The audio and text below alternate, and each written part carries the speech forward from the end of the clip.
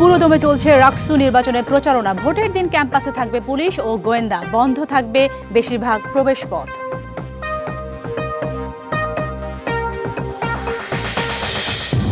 আন্তর্জাতিক দুর্যোগ প্রশমন দিবস পালন, মূল অনুষ্ঠান বরিশালে তহবিল সক্ষমতা বৃদ্ধি ও বিগত সরকারের দুর্নীতি সামনে আনার উদ্যোগ।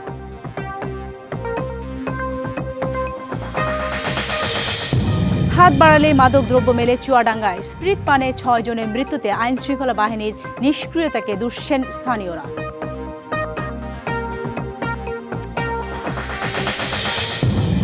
কুষ্টিয়ায় 9 কোটি টাকার কাজ ফেলে উধাও ঠিকাদার, মাঝপথে আটকে গেছে আধুনিক কসাইখানা নির্মাণ, সময় বাড়িয়ে কাজ শেষ করার চেষ্টা কর্তৃপক্ষের। দেখছিলেন মার্কেন্টাইল ব্যাংক ডিবিসি সারা বাংলা সংবাদ শিরোনাম। আপনাদের সাথে আছি আমি সালিহা পারভিন সাথী। এবারে জানাবো খবরের বিস্তারিত। 20% হারে বাড়ি ভাড়া ভাতা বৃদ্ধির দাবিতে এবং পুলিশের বল প্রয়োগের প্রতিবাদে সারা দেশে বেসরকারি এমপিওভুক্ত শিক্ষা প্রতিষ্ঠানে কর্মবিরতি চলছে। সকাল থেকেই নাটোর জেলার এমপিওভুক্ত স্কুল কলেজে পাঠদান বন্ধ রয়েছে। জেলার শিক্ষক নেতারা জানান, সরকারের ঘোষিত বাড়ি ভাড়া ও চিকিৎসা ভাতা বৃদ্ধির হার অপর্যাপ্ত ও অবাস্তব। তারা মূল বেতনের 20% হারে বাড়ি ভাড়া ও চিকিৎসা ভাতা বৃদ্ধি এবং সর্বজনীন বদলি নীতি বাস্তবায়নের দাবি জানান। এদিকে মেহেরপুরে সব মাধ্যমিক বিদ্যালয়, কলেজ, মাদ্রাসা ও কারিগরি শিক্ষা প্রতিষ্ঠানে পাঠদান বন্ধ করে প্রতিবাদ করছেন শিক্ষকরা। এতে অলস সময় পার করছেন শিক্ষার্থীরা। ঢাকা সিলেট মহাসড়কের নাজুক ও বেহাল অবস্থায় প্রতিকার দাবিতে সিলেট গণ অবস্থান ও মানববন্ধন কর্মসূচি পালন করেছেন স্থানীয় জনতা। সিলেটের প্রবেশমুখ হুমায়ুন রশিদ চত্বরে এই কর্মসূচি পালিত হয়। ঢাকা সিলেট মহাসড়কের ভোগান্তি সাম্প্রতিক সময়ে চূড়ান্ত আকার ধারণ করেছে। সিলেটে পর্যটন অর্থনীতি বিনিয়োগের উপর নেতিবাচক প্রভাব ফেলেছে। ঢাকা সিলেট মহাসড়ক 6 লেনে উন্নীতকরণ প্রকল্প নানা অজুহাতে দীর্ঘায়িত হচ্ছে। অবিলম্বে পরিস্থিতির উন্নয়ন দৃশ্যমান না করা হলে বৃহত্তর আন্দোলনে হুঁশিয়ারি দেন আন্দোলনকারীরা। মানিকগঞ্জে জলাবদ্ধতা নিরসন এবং রাস্তা সংস্কার দাবিতে মানববন্ধন অনুষ্ঠিত হয়েছে।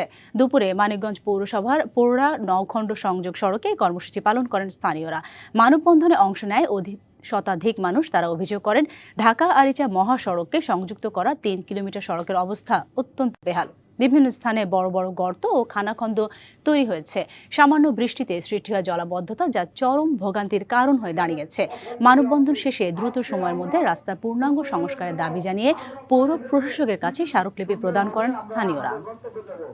বাংলাদেশের উপকূলীয় অঞ্চল মানে দুর্যোগের অন্য নাম। ঘূর্ণিঝড়, জলোচ্ছ্বাস, বন্যা প্রায় প্রতি বছরই বরিশাল বিভাগের মানুষকে লড়তে হয় প্রকৃতির সাথে।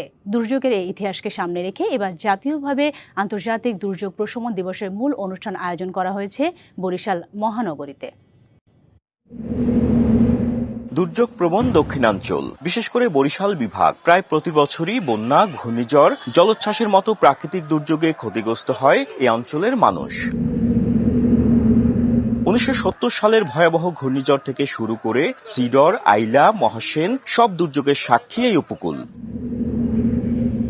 যে কোনো প্রাকৃতিক দুর্যোগে প্রশাসনের পাশাপাশি মাঠ পর্যায়ে কাজ করে স্বেচ্ছাসেবকরা। তবে জনগণের অসচেতনতা আর উদাসীনতায় কাজে বেগ পেতে হয় তাদের। পাশাপাশি রয়েছে উদ্ধার সরঞ্জামের সংকট। আসলে আশ্রয় কেন্দ্রে যাই না, যখন মহাবিপদ সংকেত আসে তখন আমাদের উচিত আশ্রয় কেন্দ্রে যাওয়া। মানুষ অবহেলা করে আমাদের কথা, এই জন্য গবাদি পশু যায়, ঘরবাড়ি মানুষ দুর্ঘটনা বেশি করে। যদি সম্মিলিত প্রচেষ্টায় সবাই মিলে যদি আমরা পূর্ব প্রস্তুতি আমাদের ভালো থাকে, তাহলে আমরা জনগণের যান সম্পদ রক্ষা করতে পারি। আন্তর্জাতিক দুর্যোগ প্রশমন দিবস উপলক্ষে দিনব্যাপী আয়োজনে উপস্থিত ছিলেন দুর্যোগ ব্যবস্থাপনা ও ত্রাণ মন্ত্রণালয়ের উপদেষ্টাও। দুর্যোগ প্রশমনে দেন নানা পদক্ষেপের আশ্বাস। কিছু কিছু দুর্যোগ মোকাবেলায় আমরা পৃথিবীর কাছে আদর্শ মডেল। যেমন ঘূর্ণি উপদ্রুত জায়গায় আমাদের এখানে স্মরণকালে মৃত্যু হয়েছে এরকম খুব কম পাওয়া যাচ্ছে। আমরা যে ব্যবস্থাপনাটা আছে সেটা মডেল হিসেবে অন্যান্য দেশে ব্যবহার করছি। দুর্যোগ মোকাবিলায় প্রস্তুতি ও সচেতনতা বাড়াতে আয়োজিত আন্তর্জাতিক দুর্যোগ প্রশমন দিবসকে ঘিরে প্রদর্শনী ও সচেতনতামূলক কার্যক্রমে অংশ নেয় শিক্ষার্থী ও স্বেচ্ছাসেবী সংগঠনগুলো। Ziad Mahmud, DBC news, Barishal. চুয়াডাঙ্গায় বিষাক্ত স্পিরিট পানে একে একে 6 জনের মৃত্যুর ঘটনায় মাদকের সহজলভ্যতা ও আইনশৃঙ্খলা বাহিনীর নিষ্ক্রিয়তাকে দুষছেন স্থানীয়রা। তারা বলছেন, হাত বাড়ালেই সহজে মিলছে বিভিন্ন মাদকদ্রব্য। এদিকে নিহতদের মধ্যে 4 জনের মরদেহ গোপনে দাফন করেছেন স্বজনরা। মৃত্যুর ঘটনায় জুমাত আলী নামে এক মাদক ব্যবসায়ীকে হেফাজতে নিয়েছে পুলিশ। গেল বৃহস্পতিবার রাতে চুয়াডাঙ্গা সদরের ডিঙ্গেদহ বাজার এলাকায় একসাথে বসে বিষাক্ত পানীয় পান করেন কয়েকজন দিনমজুর। বিষক্রিয়ায় তাদের মধ্যে শনিবার 2 জন ও রবিবার 4 জনের মৃত্যু হয়। প্রথমে বিষয়টি ধামাচাপা দেওয়ার চেষ্টা হলেও পরে তা প্রকাশ্যে আসে। একই ইউনিয়নের 6 জনের মৃত্যুর ঘটনায় মাদকদ্রব্যের সহজলভ্যতাকে দায়ী করছেন স্থানীয়রা। প্রশাসনের তেমন তৎপরতা নেই বলেও অভিযোগ তাদের। আমাদের ডিঙ্গেদা আঞ্চলিক আশপাশে এমন একটা অবস্থায় গেছে, মাদক হাত পাতলেই পাওয়া যাচ্ছে। হাত বাড়ালেই ছোট থেকে বৃদ্ধ সকলেই পেয়ে যাচ্ছে, এবং আমরা প্রশাসনের কোনো সময় দেখিনি যে আমাদের এলাকায় একটা বড় অভিযান করা। যারা এইগুলা বিক্রয় করছে এদেরকে ধরে আইনের আওতায় নিয়ে এসে তাদের দৃষ্টান্তমূলক শাস্তির ব্যবস্থা করা হোক। এসব ঘটনায় মাদক ব্যবসায়ীদেরকেই দায়ী করছেন স্থানীয় জনপ্রতিনিধিরা। যারা বিক্রি করছে এরাই কিন্তু মূলত দায়ী। এদেরকে অতি দ্রুত আইনের আওতায় এনে ব্যবস্থা নিতে হবে, নাহলে কিন্তু যুব সমাজ এমন একটা জায়গায় চলে যাবে আমরা পরবর্তীতে আর এটা কাটিয়ে উঠতে পারবো না। মাদক বিক্রিতে জড়িতদের ধরতে অভিযান অব্যাহত বলছে পুলিশ। আপনারা জানেন, অনুসন্ধান চলতেছে যে আরো কতজন এটা অসুস্থ হয়েছে এবং কোথেকে এনেছে বা কারা এনেছে, আমাদের অনুসন্ধান চলছে। পরবর্তীতে আমরা বিস্তারিত পেলে আপনাদেরকে জানানো হবে। এখনই মাদকের বিরুদ্ধে কঠোর ব্যবস্থা না নিলে পরিস্থিতি আরো ভয়াবহ হয়ে উঠবে, এমন শঙ্কা সচেতন মহলের। DBC news desk.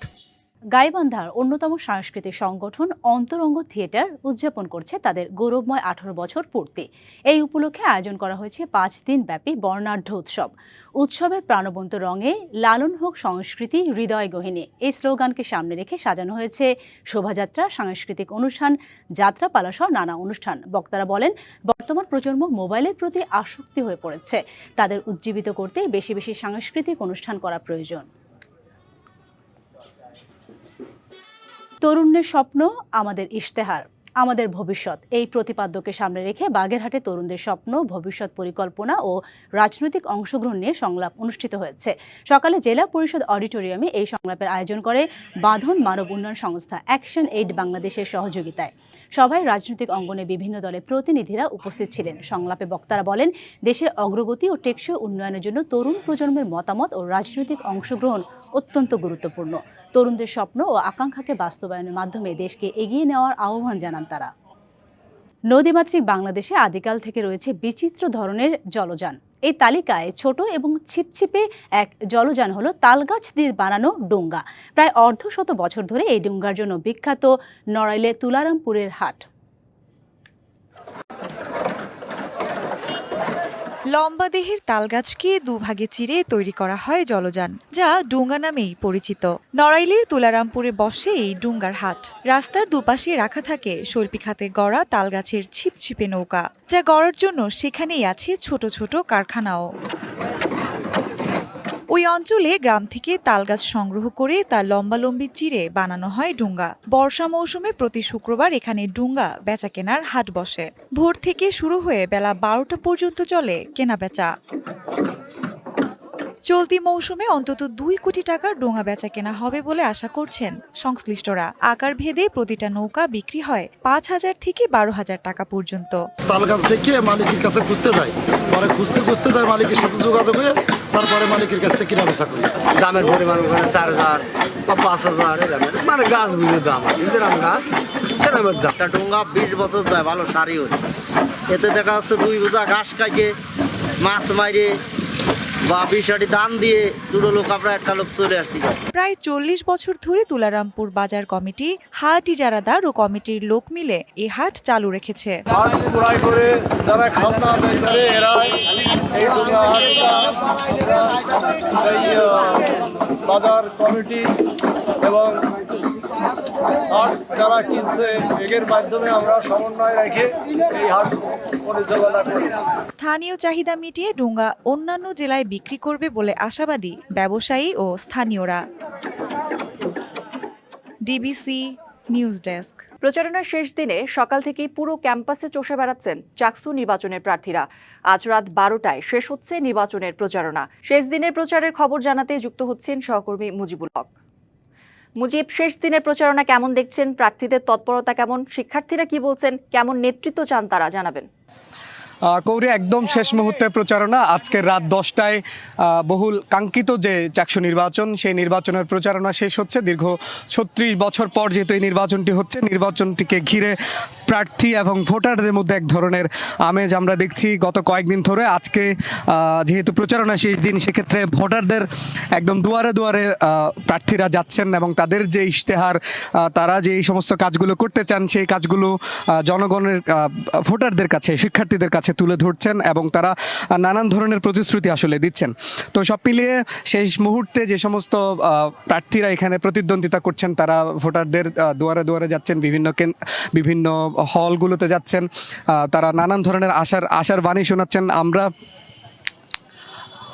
আমরা দেখতে পাচ্ছি বিভিন্ন দলের প্রার্থীরা এখানে প্রচারণা করছেন। শেষ মুহূর্তে আমরা একজন প্রার্থীকে পেয়েছি যিনি শিবির সমর্থিত প্যানেলের জিএস পদে লড়ছেন, সাইদ বিন হাবিব। তার সঙ্গে একটু কথা বলতে চাই।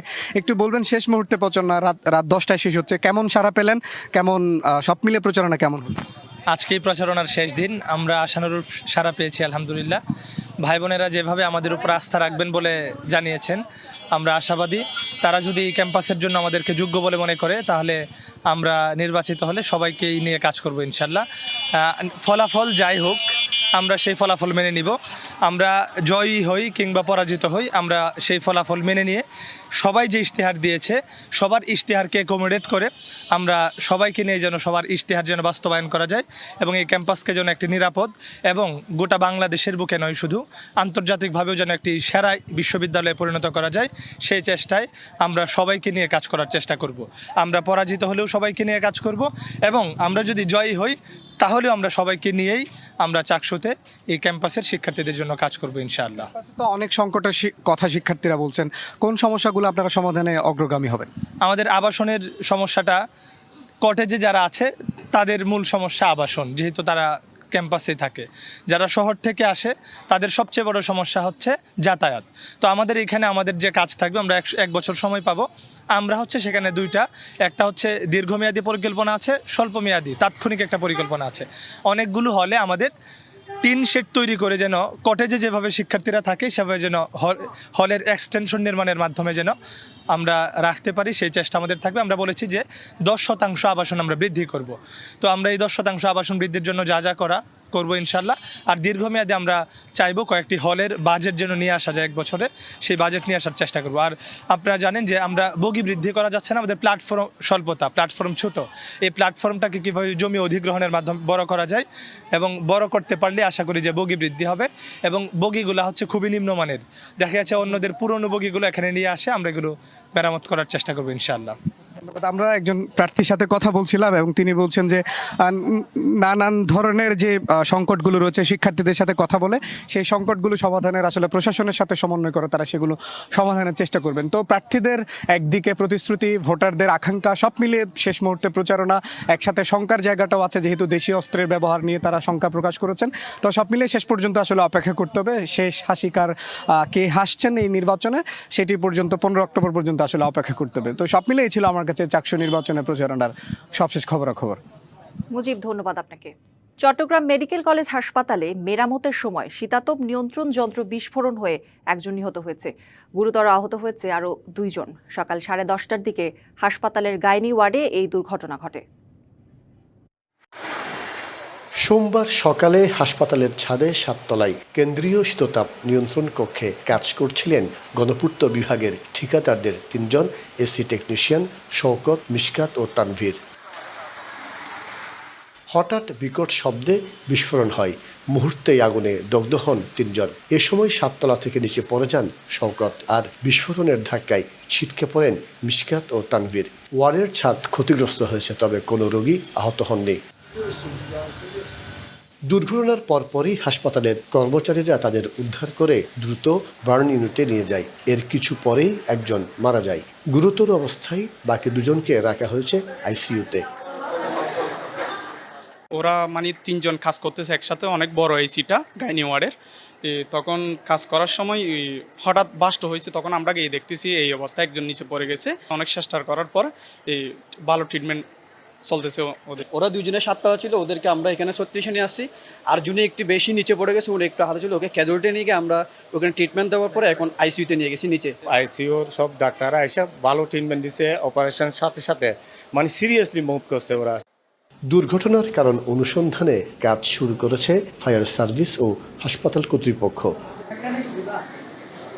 মাসুদুল হক, ডিবিসি নিউজ, চট্টগ্রাম। আলোচনা ছাড়াই বন্দরের মাশুল বৃদ্ধি কার্যকর করা হলে উপদেষ্টাদের চট্টগ্রামে আসতে বাধা দেওয়ার ঘোষণা দিয়েছেন বন্দর ব্যবহারকারীরা। তাদের অভিযোগ, একতরফা বন্দরের 41% মাশুল বৃদ্ধি করা হয়েছে। অবশ্য নৌ পরিবহন উপদেষ্টা জানান, আলোচনা করেই বাড়ানো হয়েছে মাশুল। মঙ্গলবার মধ্যরাত থেকে চট্টগ্রাম বন্দরে বর্ধিত মাশুল কার্যকর হতে যাচ্ছে। সরকারি ইনল্যান্ড কন্টেইনার ডিপো আইসিডির পর এবার সার্ভিস চার্জ 41% বাড়িয়েছে চট্টগ্রাম বন্দর। প্রায় 4 দশক পর প্রথম বড় ধরনের শুল্ক সংশোধন করেছে বন্দর। গত 15 সেপ্টেম্বরের প্রজ্ঞাপন অনুসারে 23টি খাতে বর্ধিত মাশুল আদায় শুরু করার ঘোষণা দেয় বন্দর কর্তৃপক্ষ। এতে খরচ বেড়ে যায় সর্বোচ্চ 41% পর্যন্ত। অস্বাভাবিক ট্যারিফ বৃদ্ধির প্রতিবাদে বন্দর ব্যবহারকারী ও ব্যবসায়ী নেতারা সমন্বয় সভায় মাশুল নির্ধারণের জন্য প্রধান উপদেষ্টার হস্তক্ষেপ কামনা করেছেন। স্টেক হোল্ডার, প্রত্যেকটা স্টেক হোল্ডারকে ডেকে আলাপ করে সবার সম্মতিতে সিদ্ধান্ত নিয়ে এটা যেন ইমপ্লিমেন্ট করা হয়। এটা না হওয়া পর্যন্ত এই বাড়ানো এটা ইমপ্লিমেন্ট করা যাবে না, এটা স্থগিত রাখতে হবে। ট্যারিফ বাড়ানো কিন্তু এটা একটা ষড়যন্ত্র ছিল পোর্টকে বন্ধ করার জন্য। মংলা পোর্টে তো আপনি ট্যারিফ বাড়ান নাই, পায়রা বন্দরে আপনি ট্যারিফ বাড়ান নাই। আর যদি বাড়াতে হয়, সেলিম রহমান যেভাবে বলেছেন, সবাই বলেছেন, আমাদের সাথে কথা বলেন কোথায় বাড়াবেন। আপনি টাগের ভাড়া বাড়িয়েছেন 5 গুণ, শুভঙ্করের ফাঁকি দেখেন 41%। সম্প্রতি বন্দর পরিদর্শনে গিয়ে নৌ পরিবহন উপদেষ্টা জানান, এটা নিয়ে আমরা কিন্তু আলোচনা করে বাড়িয়েছি, এককভাবে মন্ত্রণালয় বাড়েনি। বিশ্বের বিভিন্ন মেইন পোর্টের ট্যারিফ দেখার পরে দেখা গেছে এখনও এটা ট্যারিফ অনেক কম, এমনকি মংলা থেকেও কম। বন্দর ব্যবহারকারীরা জানান, বৈশ্বিক অর্থনীতি বিবেচনায় শুল্ক বাড়ালে নেতিবাচক প্রভাব পড়বে দেশের অর্থনীতিতে। মাসুদুল হক, ডিবিসি নিউজ, চট্টগ্রাম। সমন্বিত উদ্যোগ, প্রতিরোধ করি দুর্যোগ, এই প্রতিপাদ্যে সারা দেশের মতো খাগড়াছড়ি ও রাঙামাটিতেও উদযাপিত হয়েছে আন্তর্জাতিক দুর্যোগ প্রশমন দিবস। সকালে খাগড়াছড়ি জেলা প্রশাসনের আয়োজনে বর্ণাঢ্য শোভাযাত্রা বের হয়। পরে আলোচনা সভায় বক্তারা দুর্যোগকালীন প্রস্তুতি ও জনগণের অংশগ্রহণমূলক উদ্যোগ জোরদারের আহ্বান জানান। এদিকে রাঙামাটি জেলা প্রশাসক কার্যালয় প্রাঙ্গণে দিবসটি উপলক্ষে আলোচনা সভা, ভূমিকম্প ও আগুন বিষয়ে মহড়া অনুষ্ঠিত হয়। দুর্যোগ মোকাবিলায় সবাইকে সচেতন হওয়ার আহ্বান জানান বক্তারা। রাঙামাটিতে জেলার আইন শৃঙ্খলা কমিটির সভা অনুষ্ঠিত হয়েছে। সভায় জেলার সার্বিক আইন শৃঙ্খলা পরিস্থিতি স্বাভাবিক ও শারদীয় দুর্গাপূজা শান্তিপূর্ণভাবে শেষ হওয়ায় সন্তুষ্টি প্রকাশ করা হয়। বৌদ্ধ সম্প্রদায়ের চলমান কঠিন চিবরদান উৎসবও যাতে শান্তিপূর্ণভাবে হয় সেজন্য সংশ্লিষ্ট সকলকে অনুরোধ জানান জেলা প্রশাসক। এছাড়া কাপ্তাই লেকে অবৈধ বালু উত্তোলন ও পাহাড় কাটা বন্ধ করতে সব উপজেলার নির্বাহী কর্মকর্তাদের নির্দেশনা দেওয়া হয়। নৌবাহিনীর উদ্যোগে কক্সবাজারের পেকুয়ায় শুরু হয়েছে 3 দিনের বিনামূল্যে মেডিকেল ক্যাম্পেইন। উপজেলার পূর্ব মগনামা সরকারি প্রাথমিক বিদ্যালয়ে চলছে এই ক্যাম্পেইন। নৌবাহিনীর বিশেষজ্ঞ, ডেন্টাল সার্জন ও মেডিকেল টিমের সদস্যরা এই সেবা প্রদান করছেন। দাঁতের বিভিন্ন রোগ নির্ণয়, চিকিৎসা এবং মুখ ও দাঁতের যত্ন বিষয়ে চিকিৎসা নিতে আশাদের পরামর্শ দিচ্ছেন তারা। একই সঙ্গে সাধারণ চিকিৎসা সেবাও পাচ্ছেন এলাকার বাসিন্দারা। বিনামূল্যে মিলছে প্রয়োজনীয় ওষুধও। নৌবাহিনীর কর্মকর্তারা জানান, দেশের প্রত্যন্ত এলাকায় স্বাস্থ্যসেবা পৌঁছে দিতে এমন ক্যাম্প অব্যাহত থাকবে। দর্শক, সংবাদ শেষ করব অসহায় বৃদ্ধদের আস্থার এক ঠিকানার খবর জানিয়ে। সন্তানের কাছে সবচেয়ে নিরাপদ আশ্রয়স্থল বাবা মা, কিন্তু বৃদ্ধ বয়সে সব বাবা মাই কি সন্তানের কাছে নিরাপদ আশ্রয় পায়? ভাগ্য বিড়ম্বিত এমন অনেক বৃদ্ধের ঠাঁই হয় বৃদ্ধাশ্রমে। চট্টগ্রামের দক্ষিণ রাউজানের নোয়াপাড়ার আমিনা বসর বয়স্ক পুনর্বাসন কেন্দ্র হয়ে উঠেছে সেই সব অসহায় বৃদ্ধদের আস্থার ঠিকানা, যেখানে কর্তৃপক্ষের সন্তানসমূহ ভালোবাসায় জীবনে বাকিটা জীবন পার করছেন ঠাঁই নেয়া অসহায় মানুষগুলো। কর্ম করে খাইতে পারি না, ভিক্ষা শিক্ষা করে খাইতে পারি না, এখানে জায়গা না দিলে তো রোডে মরতে হইতো।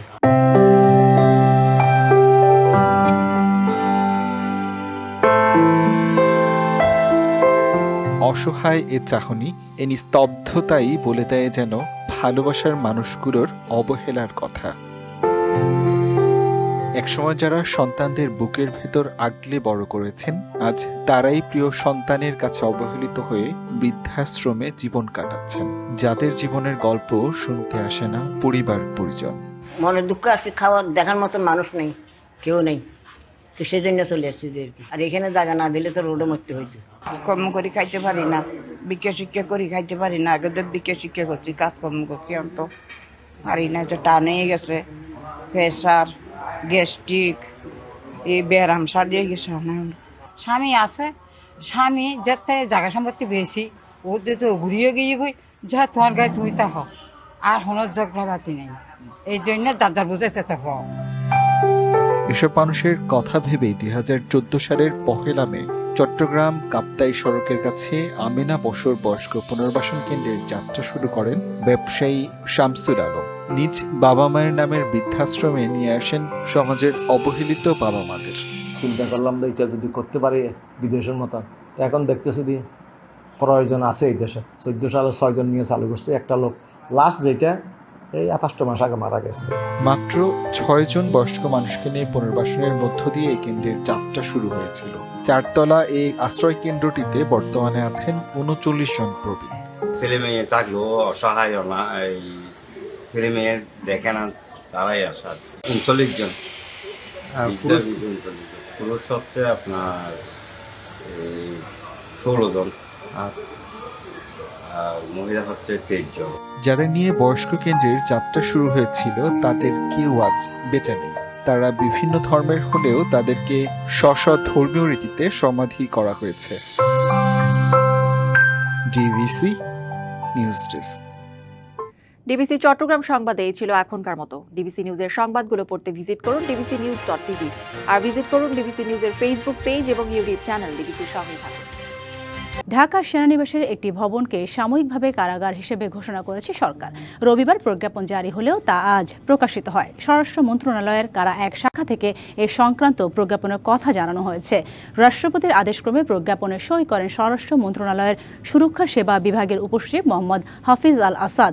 প্রজ্ঞাপনে বলা হয়, ঢাকা সেনানিবাসের বাসা রোড সংলগ্ন MES বিল্ডিং নম্বর 54-কে সাময়িকভাবে কারাগার ঘোষণা করা হবে। যথাযথ কর্তৃপক্ষের অনুমোদন ক্রমে এই আদেশ জারি করা হয়েছে।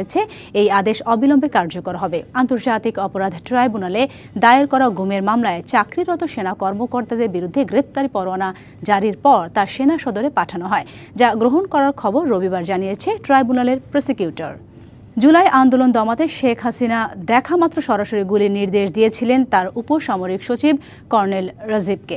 অভিযুক্ত এখন বিদেশে পলাতক আছে বলে জানিয়েছেন ট্রাইব্যুনালের চিফ প্রসিকিউটর তাজুল ইসলাম। যুক্তিতর্কের দ্বিতীয় দিনে এমন তথ্য উপস্থাপন করেছে প্রসিকিউশন। রাজসাক্ষী সহ ট্রাইব্যুনালে দেওয়া 54 সাক্ষীর বিষয়ে যুক্তি উপস্থাপন করেন তিনি। গত বছরের 5ই আগস্ট ঢাকার অদূরে গাজীপুরের কোনাবাড়িতে ঘটে যায় এক হৃদয় বিদারক ঘটনা। ট্রাইব্যুনালে প্রদর্শিত ভিডিওতে দেখা যায় আন্দোলনরত ছাত্র জনতা স্থানীয় একটি হাসপাতালের ভেতরে অবস্থান করছে। সেখানেই শেখ হাসিনার পালিয়ে যাওয়ার খবরে উচ্ছ্বসিত হয়ে তারা রাস্তায় বেরিয়ে আসেন। আবারও এগিয়ে যেতে শুরু করে। কিছুক্ষণ পরই পুলিশ গুলি ছুড়তে শুরু করে। ছত্রভঙ্গ হয়ে পড়ে আন্দোলনকারীরা। কয়েক মিনিটের মধ্যেই শিক্ষার্থীর হৃদয়কে ঘিরে ধরে কয়েকজন পুলিশ সদস্য। এক পর্যায়ে পিঠে শর্টগান ঠেকিয়ে গুলি করে তাকে হত্যা করা হয়। এমন জনতার শক্তি এবং ব্যাপকতার গণ অভ্যুত্থান কখনো দেখা যায়নি। আন্তর্জাতিক অপরাধ ট্রাইব্যুনালের চিফ প্রসিকিউটর জানান, গুলি করা পুলিশ কনস্টেবল আকরামকে গ্রেপ্তার করা হয়েছে। আদালতে দেয়া স্বীকারোক্তিমূলক জবানবন্দিতে হৃদয়ের লাশ কড্ডা নদীতে ফেলে দেওয়ার কথা স্বীকার করেছেন তিনি। জুলাই গণ অভ্যুত্থানে ব্যাপক মাত্রায় পদ্ধতিগতভাবে দেশব্যাপী সাধারণ জনতার উপরে লক্ষ্যভিত্তিক আক্রমণ চালানো হয়েছিল। 50টিরও অধিক জেলায় মারণাস্ত্র ব্যবহার করা হয়েছে, এটা এখান থেকে পাওয়া যাচ্ছে। দেশের 61 জেলার মানুষ শহীদ হয়েছেন, 25,000-এরও বেশি মানুষ আহত হয়েছেন। যুক্তিতর্কের দ্বিতীয় দিনে সাক্ষীদের জবানবন্দি ও বিভিন্ন নথিপত্র আদালতে উপস্থাপন করেন তাজুল ইসলাম। এদিন 29 জুলাই উপসামরিক সচিব কর্নেল রাজীবের সঙ্গে শেখ হাসিনার কথোপকথনের একটি রেকর্ডিং শোনা যায়, যেখানে আন্দোলনকারীদের ওপর সর্বোচ্চ বল প্রয়োগ ও গুলির নির্দেশ দেওয়া হয়।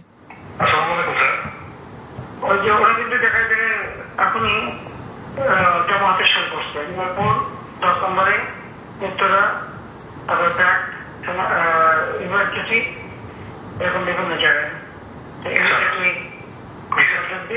ওই শুরুতে কিন্তু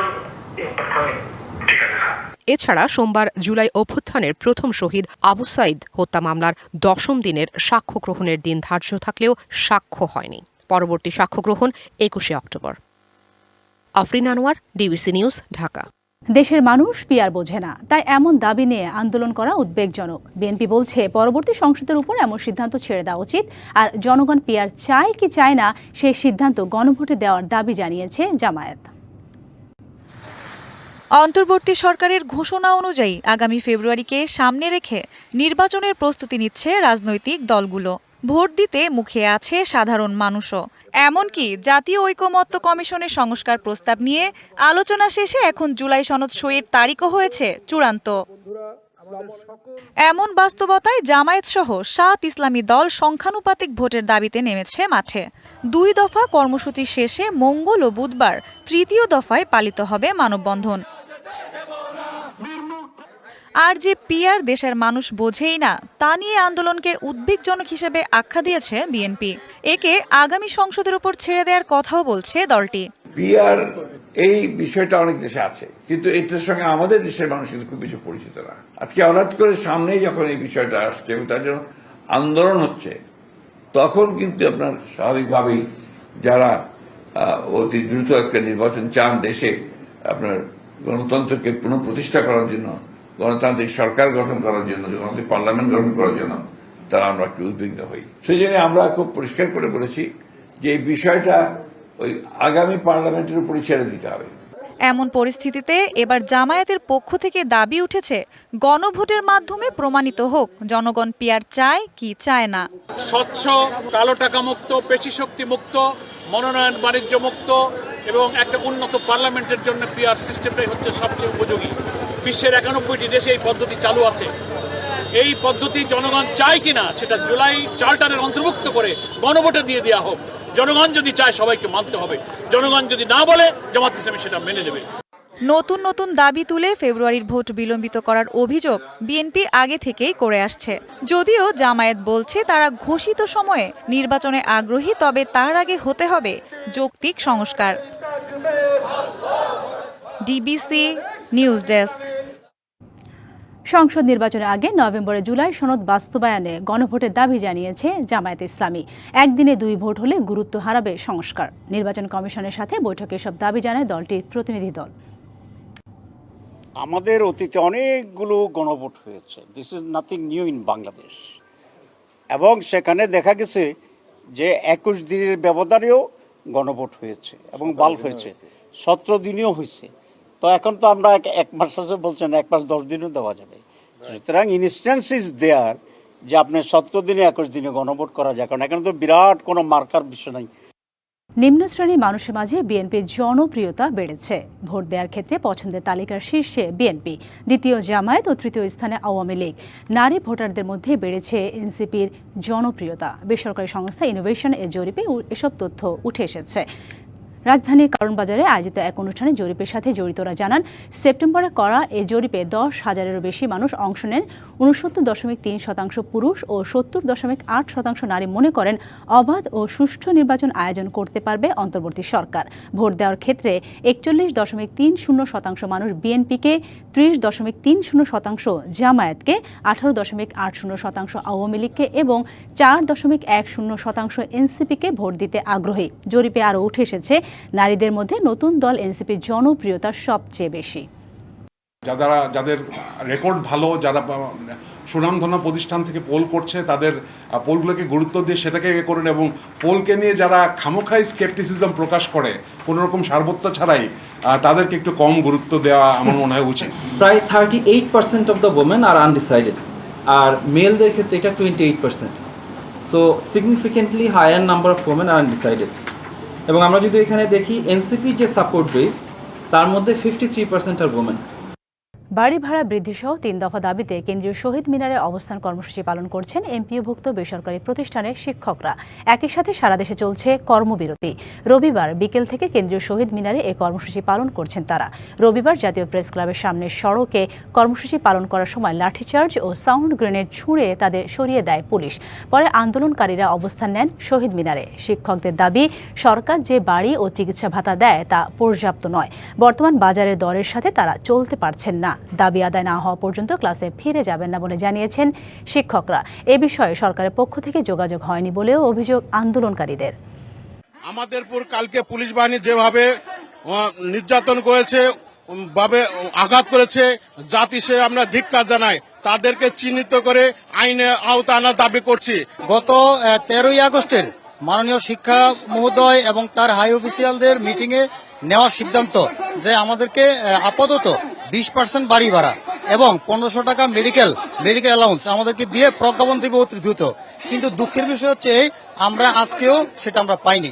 যে পর্যন্ত আমরা প্রজ্ঞাপন না পাচ্ছি এই পর্যন্ত আমরা মাঠ ছাড়বো না। আমরা প্রজ্ঞাপন হাতে নিয়ে বিজয় বেশে আমরা এই শহীদ মিনার ত্যাগ করব। ফেব্রুয়ারিতে ত্রয়োদশ জাতীয় সংসদ নির্বাচন। সারা দেশ প্রস্তুত হচ্ছে একটি অবাধ, সুষ্ঠু ও গ্রহণযোগ্য নির্বাচনের জন্য। কি ভাবছেন সাধারণ মানুষ থেকে শুরু করে আগামীর জনপ্রতিনিধিরা, সে কথা জানাতে ডিবিসি নিউজের ইলেকশন এক্সপ্রেস ছুটে যাচ্ছে সব সংসদীয় আসনে। এখন রয়েছে সংসদীয় আসন 63, সিরাজগঞ্জ 2-এ। সিএসআরএম ডিবিসি ইলেকশন এক্সপ্রেসে আমরা আছি সিরাজগঞ্জ 2 আসনে। সিরাজগঞ্জ 2 আসনে এটি সদর এবং কামারখন্দ দুটি উপজেলা নিয়ে গঠিত। আমরা আগেই বলেছিলাম এটি সংসদীয় আসন 63। এই মুহূর্তে আমার সাথে যুক্ত হয়েছেন ইসলামী আন্দোলন বাংলাদেশের এখানকার মনোনীত প্রার্থী মাওলানা মোহাম্মদ মহিবুল্লাহ। আপনাকে স্বাগত জানাচ্ছি আমাদের সিএসআরএম ডিবিসি ইলেকশন এক্সপ্রেসে। তো আপনাদের নির্বাচনী নিশ্চয়ই প্রস্তুতি শুরু হয়ে গেছে, আর 4 মাস বাকি। তো আপনাদের দল কিভাবে সেই নির্বাচনী প্রস্তুতিতে আপনি কাজ করছেন? আসসালামু আলাইকুম রহমতুল্লাহ। আমি সর্বপ্রথম আগে আমার সিরাজগঞ্জ এবং কামারখন্দের সর্বস্তরের জনগণকে ধন্যবাদ জানাই এবং ডিবিসি চ্যানেলকে ধন্যবাদ জানাই আজকের এই প্রোগ্রামে আমাকে স্বাগত জানার জন্য। আমরা অটোমেটিকলি ইসলামী আন্দোলন বাংলাদেশ আমাদের এই আসনের আমাদের 10টা ইউনিয়ন, সদরে 6টা ইউনিয়ন, কামারখন্দে 4টা ইউনিয়ন, এমএলএ 10টা ইউনিয়ন, মোট 105টা ওয়ার্ড, পৌরসভার 15টা ওয়ার্ড এবং হলো আমাদের 10টা ইউনিয়নের 90টা ওয়ার্ড। এই মিলে 105টা ওয়ার্ড কমিটি আমরা এখন কাজে নামছি। আমাদের প্রত্যেকটা ইউনিয়ন কমিটি নবায়ন হয়ে গিয়েছে। এখন প্রত্যেকটা ওয়ার্ড কমিটি আমরা নবায়ন করতেছি। এরপরে আমরা সেন্ট্রাল কমিটিগুলো কমপ্লিট করে আমরা তৃণমূল পর্যায়ে আমাদের কাজকে প্রত্যেকটা মানুষের কাছে হাত পাখা মার্কার দাওয়াত, ইসলামী আন্দোলনের দাওয়াত পৌঁছে দেওয়ার জন্য আমরা আমাদের নেতাকর্মীরা সকলে সর্বোচ্চ চেষ্টা করছি। মানে দল আপনাকে মনোনীত করেছেন, দলীয় পরীক্ষা আপনি পাশ করেছেন, যেহেতু আপনার অনেক প্রতিদ্বন্দ্বী ছিল, কিন্তু এখন হচ্ছে বিভিন্ন রাজনৈতিক দলের সাথে আপনাকে কম্পিটিশন করতে হবে, পরীক্ষায় পাশ করতে হবে। সেই পরীক্ষায় পাশ করার জন্য আপনার প্রস্তুতি কতটুকু? আমরা আলহামদুলিল্লাহ অন্যান্য দল যারা আমাদের সাথে প্রতিদ্বন্দ্বিতা করবে আমরা অবশ্যই তাদের সাথে কম্পিটিশনে মাঠে সর্বোচ্চ চেষ্টা করতেছি যে আমাদের যেন প্রত্যেকটা এলাকা থেকে, প্রত্যেকটা সেন্টার থেকে আমরা সর্বোচ্চ পরিমাণে ভোট পেতে পারি। এই জন্য আমাদের দলীয় কৌশল, আমাদের ব্যক্তিগত কৌশল এবং আমাদের নেতাকর্মীদের অজস্র পরিশ্রম, আশা করি যে ইনশাআল্লাহ আগামী দিনে যে সমস্ত প্রার্থীরা আছে তাদের চেয়ে আমাদেরকে বিপুল ভোটে বিজয় করে ইসলামী আন্দোলনকে সংসদে পাঠাবে এটা আমরা প্রত্যাশা করি। যদি আপনারা নির্বাচিত হন, আপনার এলাকার আসনের জন্য, আপনার সাধারণ মানুষের জন্য আপনারা কিভাবে কাজ করবেন? উন্নয়নের কথা যদি জানতে চাই বা সম্পৃক্ত হবেন কিভাবে আপনারা? আসলে আমাদের অটোমেটিকলি আমাদের একটা থিওরি রয়ে গেছে, সেটা হলো ইসলামী আন্দোলন বাংলাদেশ আমরা চাই মাদকমুক্ত, সন্ত্রাসমুক্ত, গুম খুন ধর্ষণমুক্ত, ন্যায় নীতি, ইনসাফ ভিত্তিক একটি কল্যাণ রাষ্ট্র গঠনে। আমরা চাই এলাকার সার্বিক উন্নয়ন, রাস্তাঘাটের উন্নয়ন এবং বয়স্ক মানুষরা যারা আজকে বয়স্ক ভাতার জন্য ইউনিয়ন পরিষদ দৌড়াদৌড়ি করতে হয়, সেই ইউনিয়ন পরিষদ দৌড়াদৌড়ি করতে হবে না। আমরা মনে করি যে বিধবাদেরকে মেম্বারদের কাছে ধর্ণা দেওয়ার কারণে তারা হাজার হাজার টাকা হাতিয়ে নেয়, আমরা বিনা পয়সায় তাদের ঘরে ঘরে তাদের এই কার্ডগুলো পৌঁছে দেওয়ার জন্য সর্বোচ্চ বদ্ধপরিকর। এবং পাশাপাশি আমাদের এলাকার উন্নয়নের স্বার্থে আমরা প্রত্যেকটা রাস্তাঘাট, কালভার্ট ব্রিজ, মসজিদ মাদ্রাসার উন্নয়ন সহ এলাকার সামাজিক উন্নয়নে সর্বোচ্চ ভূমিকা পালন করব এবং বেকারত্ব দূরীকরণের জন্য আমার আসনে আমার সর্বোচ্চ চেষ্টা থাকবে যে বেকারত্ব দূরীকরণে মিল কারখানা গড়ে তোলা এবং শিল্প বাণিজ্য প্রতিষ্ঠানগুলোকে সকলের সাথে যোগাযোগ করে সর্বোচ্চ মানের শিল্প প্রতিষ্ঠানগুলো গড়ে তুলে আমার এই এলাকার বেকার সমস্যা দূরীকরণে আমি সর্বোচ্চ ভূমিকা দেখছি যে আপনাদের আসনে প্রায় 4 লাখের বেশি জনসংখ্যা, 3.5 লাখের মতো ভোটার। তো এই যে এখানকার নারী ভোটারের সংখ্যা বেশি, প্রায় 1,98,000 মতো, এই নারী ভোটারদের সাথে আপনারা কিভাবে কাজ করবেন, তাদেরকে কিভাবে আপনারা প্রচারণা করে যাবেন? আমরা অটোমেটিকলি নারী ভোটারদের কাছে আমরা আমাদের মহিলা ইউনিট আছে, ইসলামী আন্দোলন মহিলা কমিটি আছে, সেই কমিটির মাধ্যমে আমরা এই সিরাজগঞ্জের প্রত্যেকটা ইউনিয়ন প্রত্যেকটা ওয়ার্ডে আমরা মহিলা তালিমের ব্যবস্থা করেছি। তারা পর্দার ওপার থেকে আমাদের মহিলা কর্মীগণ তাদেরকে উদ্বুদ্ধ করে থাকে, আমরা পর্দার এপার থেকে তাদেরকে নসিহত করে এবং তাদেরকে ইসলামী আন্দোলনের দিকে আমরা ঝুঁকিয়ে নিয়ে আসি এবং তাদেরকে ইসলামী আন্দোলন যদি ক্ষমতা যায়, নারীরা যে শুধু সমান অধিকার না, অন্যান্য দলের ক্ষেত্রে তো তাদের ম্যানিফেস্টো হলো নারীরা সমান অধিকার পাবে, আর আমাদের ক্ষেত্রে ম্যানিফেস্টো হলো আমরা নারীদেরকে অগ্রাধিকার ভিত্তিতে তাদের সর্বোচ্চ মর্যাদা সমুন্নত রাখবো। ইসলামী আন্দোলন বাংলাদেশ এই প্রত্যাশা করে। আপনার জন্য অনেক অনেক শুভকামনা রইল CSRM ডিবিসি ইলেকশনের পক্ষ থেকে। আপনারা শুনছিলেন এখানকার যে ইসলামী আন্দোলন বাংলাদেশের যে মনোনীত প্রার্থী, উনি কীভাবে কাজ করবেন সেটি বলছেন। আমরা পরবর্তীতে সন্ধ্যে 7টায় এবং রাত 9টায় আর সিরাজগঞ্জ 2 আসনেই থাকবো। অন্য কোনো বিএনপি বা অন্য কোনো প্রার্থীদের সাথে কথা বলার চেষ্টা করবো, ততক্ষণ আমাদের সাথেই থাকুন। আজ রাত 12টায় শেষ হচ্ছে চাকসু নির্বাচনের প্রচারণা। ভোট হবে 15 অক্টোবর। শেষ সময়ের গণসংযোগের খবর জানাতে সরাসরি যুক্ত হচ্ছে সহকর্মী মুজিবুল হক। 3 প্যানেলের 3 জন ভিপি প্রার্থীও রয়েছেন তার সঙ্গে। মুজিব, জানাবেন প্রচারণার একেবারে শেষ সময় চলে এসেছে, প্রস্তুতি ও প্রত্যাশা নিয়ে কি বলছে প্রার্থীরা, আর নিরাপত্তা নিয়ে প্রশাসন কতখানি তৎপর, সবকিছু মিলে আমাদের সামনে তুলে ধরবেন। প্রায় 36 বছর পর এই 2100 একরের ক্যাম্পাসের নির্বাচন, এবং সেই নির্বাচনকে কেন্দ্র করে আমরা দেখছি বেশ কয়েকদিন ধরেই ক্যাম্পাসে এক ধরনের আমেজ প্রার্থী এবং ভোটারদের মধ্যে বিরাজ করছে। এবং এই হল সংসদ নির্বাচন এবং কেন্দ্রে যে নির্বাচন, সেই নির্বাচনের যে সমস্ত ভোটার আছে প্রায় 28,000 ভোটার, সেই ভোটারদের কাছে তারা প্রার্থীরা গেছেন। এবং আজকে যেহেতু রাত 10টায় সেই প্রচারণা শেষ হচ্ছে, তারা কতটুকু প্রচারণা করেছেন, কি আশ্বাসের বাণী আসলে ভোটারদেরকে শুনিয়েছেন, সেই বিষয় নিয়ে কথা বলতে চাই। আমার সঙ্গে এই মুহূর্তে যুক্ত হয়েছেন সার্বভৌম শিক্ষার্থী ঐক্য প্যানেলের ভিপি পদপ্রার্থী তাওসিফ মুত্তাকি চৌধুরী, আমার হাতের ডান পাশে রয়েছেন, এবং আমার হাতের বাম পাশে রয়েছেন ছাত্র ইউনিয়ন এবং ছাত্র ফ্রন্ট সমর্থিত প্যানেলের ভিপি পদপ্রার্থী রিজু লক্ষ্মী অবরোধ। দুজনকেই স্বাগত জানাচ্ছি। আমি প্রথমেই তাওসিফ মুত্তাকির কাছে জানতে চাই, গত কয়েকদিন ধরেই তো আপনারা ক্যাম্পাসে প্রচারণা চালিয়েছেন, শিক্ষার্থীদেরকে আসলে কি আশ্বাস দিলেন, কি প্রতিশ্রুতি দিলেন? প্রচারণা তো শেষ, আজকে রাতে শেষ হচ্ছে, কেমন সাড়া পেলেন? আচ্ছা, আসসালামু আলাইকুম। শিক্ষার্থীদের কাছে পৌঁছানোর ক্ষেত্রে আমরা নিজেদের সর্বোচ্চটা দেওয়ার চেষ্টা করেছি, যেহেতু আমাদের নির্দলীয় প্যানেল হিসেবে কিছু সীমাবদ্ধতা ছিল। ওই সীমাবদ্ধতা মাথায় রেখেই আমরা মনে হয়েছে নিজেদের বেস্টটা যেহেতু দিয়েছি, আমরা ভালোই সাড়া পেয়েছি। শিক্ষার্থীদেরকে প্রতিশ্রুতি দেওয়ার ব্যাপারে আমার মনে হয় কেন্দ্রীয় সংসদ নির্বাচনের সদস্য হিসেবে বা নির্বাচিত প্রার্থী হিসেবে যে প্রতিশ্রুতি দেওয়ার মানে ইশতেহার, আমরা কি করতে পারি না পারি, আমাদের কি কি প্ল্যানস আছে, কি কি দর্শন আছে, মতাদর্শ আছে, এগুলো আমরা শো করেছি, শিক্ষার্থীদের সামনে উপস্থাপন করেছি। শিক্ষার্থীরা এটার বেসিসে আমাদেরকে পজিটিভ নেগেটিভ ফিডব্যাক দিয়েছে, অ্যাকর্ডিংলি আমরা নিজেদেরকে গুছিয়ে নিয়েছি। এই হলো আমাদের এখন পর্যন্ত অবস্থা। পেলেন? আমরা খুব ভালো সাড়া পেয়েছি। যাদের কাছে গিয়েছি তারা খুব ভালো করে আমাদের কথা শুনেছেন, আমরা কি করতে চাই তা জিজ্ঞেস করেছেন, আমাদের ইশতেহারগুলোকে তারা ব্যাখ্যা শুনেছেন। আমাদের সব মিলিয়ে আমার মনে হয় আমরা শিক্ষার্থীদের কাছ থেকে, স্পেশালি যারা ইয়াঙ্গার জেনারেশন আছে, যারা first year, second year, third year, তাদের কাছ থেকে আমরা অনেক ভালো সাড়া পেয়েছি। ধন্যবাদ। আমার হাতের বাম পাশে রয়েছেন বাংলাদেশ ছাত্র ইউনিয়ন এবং ছাত্র ফ্রন্ট সমর্থিত প্যানেলের ভিপি পদপ্রার্থী রিজু লক্ষ্মী অবরোধ। আপনার কাছে জানতে চাই, প্রথমে আপনাকে স্বাগত জানাই আমাদের অনুষ্ঠানে। একটু বলবেন কেমন সাড়া পেলেন? আজকে রাতে প্রচারণা শেষ হচ্ছে, শিক্ষার্থীদের কাছে কি প্রতিশ্রুতি দিলেন? আচ্ছা, ধন্যবাদ জানাই সবাইকে। আমরা আমাদের চাকসু নির্বাচনের তফসিল ঘোষণার আগে থেকে আমাদের একটা পরিকল্পনা ছিল, সেই পরিকল্পনার অংশ হিসেবে আমরা শুরু থেকেই যে শিক্ষার্থীদের কাছে আমরা একটা মন্তব্য ফর্ম নিয়ে শিক্ষার্থীদের কাছে গিয়েছি। আমাদের একটা মন্তব্য ফর্মে একটা প্রধান বিষয় ছিল চাকসুর কাছে তাদের প্রত্যাশা কি। এই প্রত্যাশা নিয়ে শিক্ষার্থীদের কাছে আমরা একটা জরিপ আকারে তাদের মতামত জানার চেষ্টা করেছি। প্রায় 2000 শিক্ষার্থীর কাছ থেকে আমরা মতামত নিয়েছি এবং তারা আমাদের কাছে তাদের প্রত্যাশা ব্যক্ত করেছে এবং তাদের সেই প্রত্যাশা অনুসারে আমাদের যে ইশতেহার সেটা আমরা সাজিয়েছি। আমরা এরপরে যখন আনুষ্ঠানিকভাবে প্রচারণা শুরু হয়, আমরা আমাদের প্রত্যেকটা হলে আমরা যাওয়ার চেষ্টা করেছি, 15টা হলেই গিয়েছি আমরা।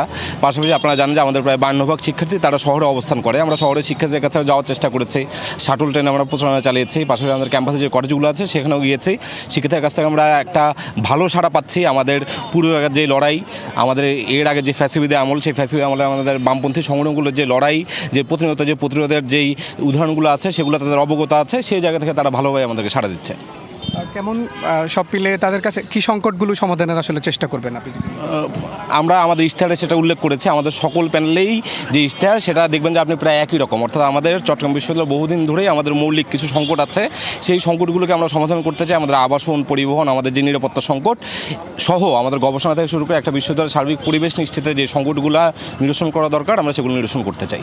আমাদের সাথে এই মুহূর্তে যুক্ত হচ্ছেন শিবির সমর্থিত প্যানেলের যিনি ভিপি পদপ্রার্থী ইব্রাহিম হোসেন রনি। আপনাকে স্বাগত জানাই আমাদের অনুষ্ঠানে। একটু জানতে চাই যে আজকে রাতেই তো প্রচারণা শেষ হচ্ছে, কেমন সাড়া পেলেন? শিক্ষার্থীদেরকে, ভোটারদেরকে কি প্রতিশ্রুতি দিলেন?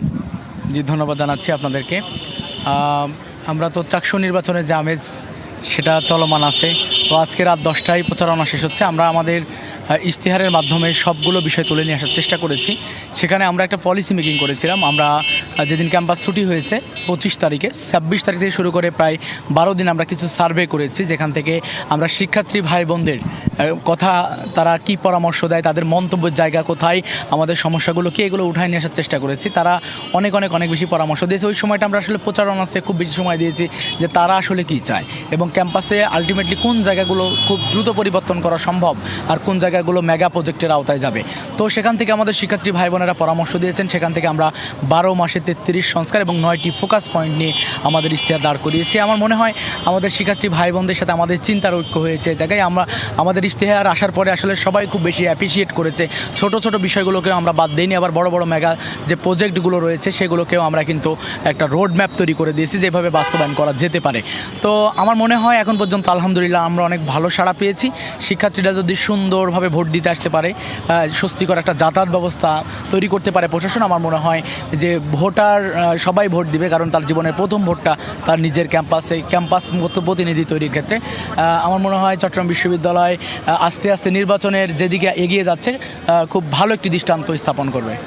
ধন্যবাদ। আমরা একটু ভিপি নির্বাচিত হলে আমার সঙ্গে যারা 3 ভিপি আছেন তারা আসলে কিভাবে কাজ করবেন, এই বিশ্ববিদ্যালয়ের দীর্ঘদিনের যে সমস্যাগুলো রয়েছে সেই সমস্যাগুলো, সংকটগুলো সমাধানে তারা কিভাবে চেষ্টা করবেন সেইটি নিয়ে ছোট করে আরেকবার একে একে জানতে চাই। প্রথমে আসতে চাই তাওসিফ মুত্তাকি আপনার কাছে। আপনি যদি ভিপি নির্বাচিত হন তাহলে কোন সমস্যাগুলো নিয়ে প্রথমে কাজ করবেন, ছোট করে যদি? আচ্ছা, সংক্ষিপ্ত করে যদি বলি, ভিপি হিসেবে নির্বাচিত হলে আমার মনে হয় আমার যেসব প্রধান সমস্যাগুলো আছে সেগুলো নিয়ে দৃশ্যমান কাজ শুরু করতে চাই।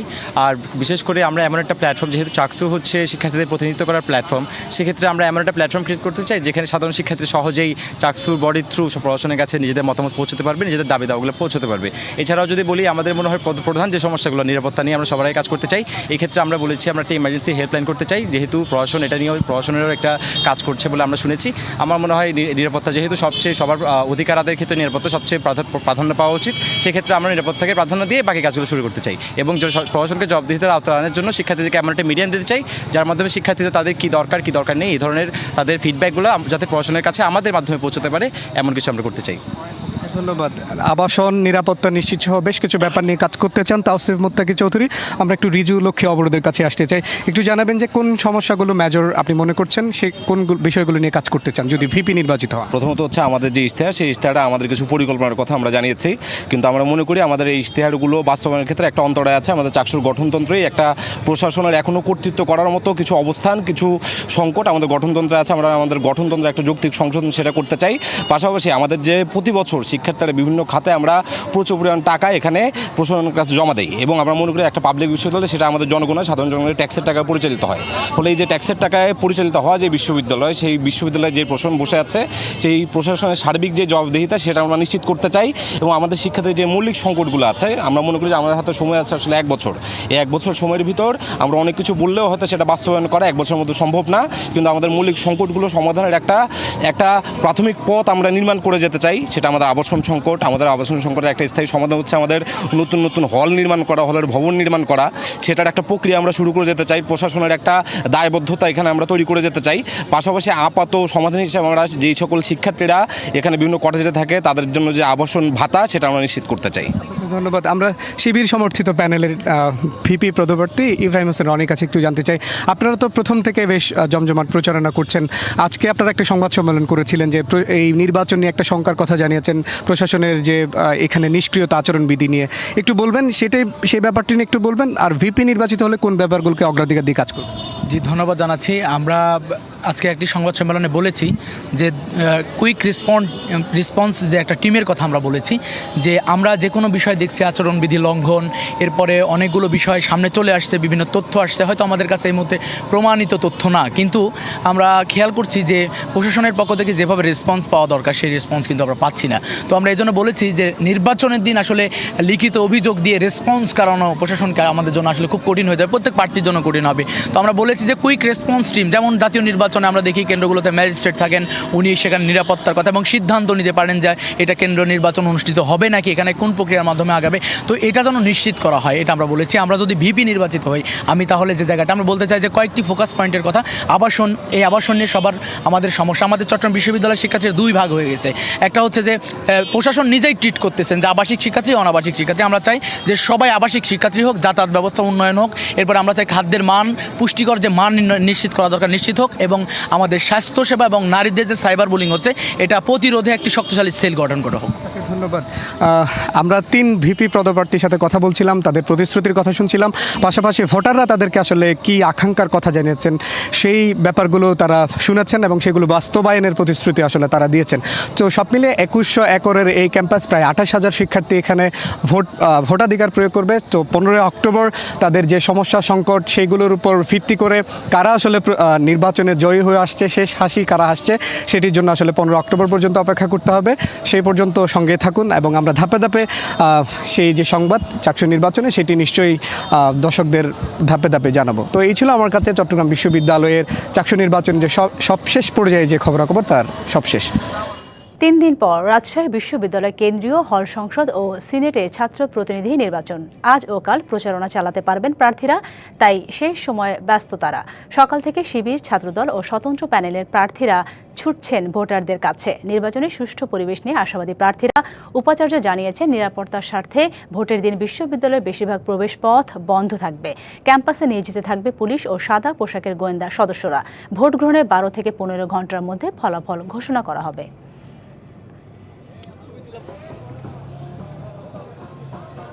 এবছর অর্থনীতিতে যৌথভাবে নোবেল পেয়েছেন জোয়েল মোকার, ফিলিপে অ্যাগিয়ন ও পিটার হাওয়েট। স্থানীয় সময় সোমবার নরওয়ে ভিত্তিক নোবেল কমিটি জয়ীদের নাম ঘোষণা করে। উদ্ভাবন নির্ভর অর্থনৈতিক প্রবৃদ্ধি নিয়ে গবেষণার জন্য অর্থনীতিতে নোবেল দেওয়া হয় 3 জনকে। জুরি জানায় প্রযুক্তিগত উন্নয়নের মাধ্যমে টেকসই অর্থনৈতিক প্রবৃদ্ধির পূর্ব শর্তগুলো শনাক্ত করার জন্য নোবেল পুরস্কারের অর্ধেক পাবেন আমেরিকান ইসরায়েলি মোকার। অন্যদিকে ক্রিয়েটিভ ডিস্ট্রাকশন এর মাধ্যমে টেকসই প্রবৃদ্ধি নিয়ে কাজ করার জন্য বাকি অর্ধেক পাচ্ছেন অ্যাগিয়ন এবং হাওয়েট। ডিবিসি সংবাদে এই ছিল এখনকার মতো। ডিবিসি নিউজের সংবাদগুলো পড়তে ভিজিট করুন dbcnews.tv আর ভিজিট করুন ডিবিসির ফেসবুক পেজ এবং ইউটিউব চ্যানেল। ডিবিসির সঙ্গেই থাকুন।